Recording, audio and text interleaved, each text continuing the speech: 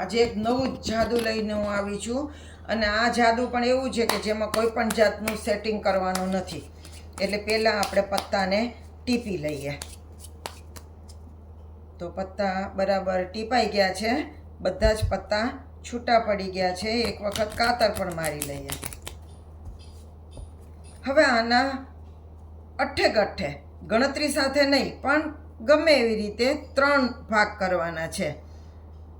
તો જો આ લગભગ સરખા હોય એવું લાગે છે. બરાબર. તો આ પહેલો ભાગ, આ બીજો ભાગ અને આ ત્રીજો ભાગ, 3 ભાગ કર્યા. બરાબર. હવે આમાં તમારે શું કરવાનું એ હું કહી દઉં.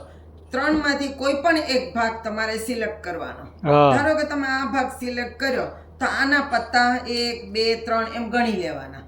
પત્તા ગણો અને જે સરવાળો આવે એને પણ અંદર સરવાળો કરવાનો. ધારો કે આ 17 પત્તા થયા તો 7 અને 1 નો સરવાળો કરવાનો. બરાબર. અને એટલે 8 થાય તો અહીંયા નીચેના ભાગમાંથી નીચેથી તમારે 8મું પત્તું યાદ રાખવાનું. મને નહીં કહેવાનું, તમારે એ પત્તું યાદ રાખવાનું કયું છે.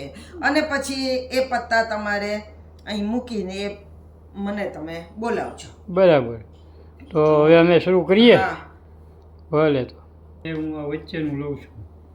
બરાબર, ગણી નાખું. 1 2 3 4 5 6 7 8 9 10 11 12 13 14 15 16 અને 17 થયા. હવે નીચેથી 7 ને 8મું પત્તું મારી યાદ રાખવાનું ને, અને એ કેમેરાને બતાવી દઉં. 1 2 3 4 5 6 7 ને 8. બરાબર. હવે મેં કેમેરાને બતાવી દીધું.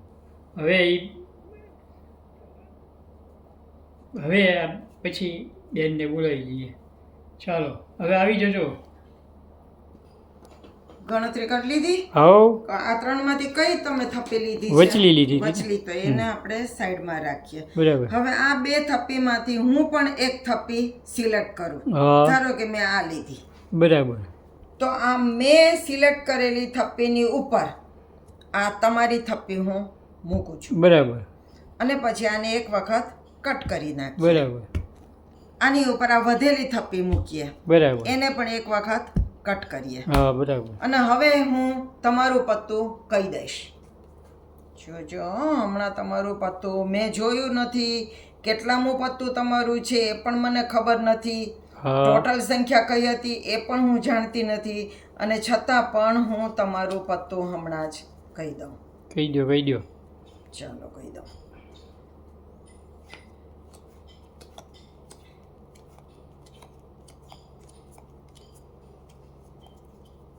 આ હતું? હા, લાલ ચરકટની સીડી. સાચું કહી દીધું ને. બોલો, મને ખબર નહોતી તમે કયું ધાર્યું છે. હા, તોય કહી તમારે કેટલો સરવાળો આવ્યો તો એ મને નહોતી ખબર. હા, બરાબર. અને છતાં મેં તમારું પત્તું કહી દીધું. આ તો શીખવાડો તો. હાલો શીખવું. જો, સૌથી પહેલા આપણે આને ટીપી લઈએ. બરાબર. આ પત્તા એકદમ નોખા પાડી દઈએ. આમાં કશું જ સેટિંગ નથી કરવાનું. બરાબર. અને પછી આ પત્તાના એક સરખા 3 ભાગ કરવાના.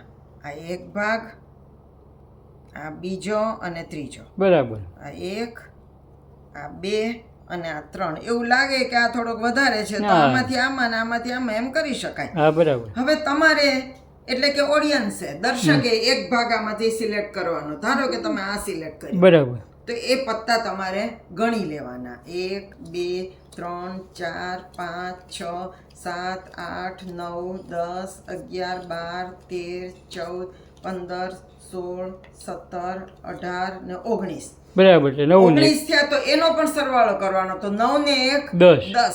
તો અહીંયા નીચેથી તમારે 10મું પત્તું યાદ રાખવાનું. 1 2 3 4 5 6 7 8 9 અને આ 10. બરાબર. ચોકટનો અઠ્ઠો છે એ તમારે યાદ રાખવાનો. ફરી એ પત્તા જેમ તેમ મૂકી અને નીચે મૂકી દેવાનું. તમને નહીં કહેવાનું. હા, મને કઈ કહેવાનું નહીં. હવે જાદુગરે આ 2 થપ્પીમાંથી કોઈ પણ એક થપ્પી લેવાની. ધારો કે હું આ લઉં તો આનું છેલ્લું પત્તું મારે યાદ રાખવાનું. બરોબર. લાલનો ગુલાબ. તો એની ઉપર આ તમારી થપ્પી અહીં મૂકવાની. બરાબર. અને પછી ગમે ત્યાંથી એક કટ કરવાનું. એ બરાબર. કટ કર્યો. હમ પછી આ જે વધેલી થપ્પી છે એ પણ એની ઉપર મૂકવાનું બરાબર. અને એને પણ એક વખત કટ કટ કરવાનું કરવાની બરાબર. ગમે ત્યાંથી. હવે મેં જે જાદુગરે જે જોયેલું પત્તું છેલ્લું લાલનો ગુલામ હતો એ શોધવાનો અને લાલનો ગુલામ જ્યાંથી મળે ત્યાંથી પાછું એ પત્તું છેલ્લે આવી જાય એમ ગોઠવવાનું. તો જો આ લાલનો ગુલામ પાછો હા. અહીંયા લઈ લેવાનું એટલે બરાબર. એ પત્તું પાછું છેલ્લે આવી હા. ગયું. હવે ઉપરથી હંમેશા 10મું પત્તું જ તમે જોયેલું પત્તું હોય બરાબર. એટલે ઉપરથી મારે 10મું પત્તું જોવાનું. 1 2 3 4 5 6 7 8 9 અને 10.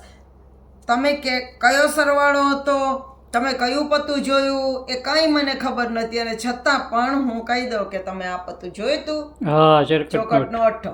વાહ એ ભાઈ. ઉપરથી 10મું પત્તું આવી જ ગયું હોય. બરાબર છે. તો આવું આ જાદુ છે. તો સરસ તમે છે પણ ભાઈ. મારો વિડીયો 2-3 વખત જોશો ને હા. તો તમને બરાબર સમજાઈ જશે કે આ જાદુ કઈ રીતે થાય છે. હા, અને બરાબર. તમને ગમ્યું હોય આ જાદુ, તમારાથી આ જાદુ થઈ શક્યું હોય તો કોમેન્ટ્સ કરીને મને જણાવજો. like તો કરશો, આવા share નવા કરશો. જાદુ સાથે આપણે ફરી મળશું. આવજો.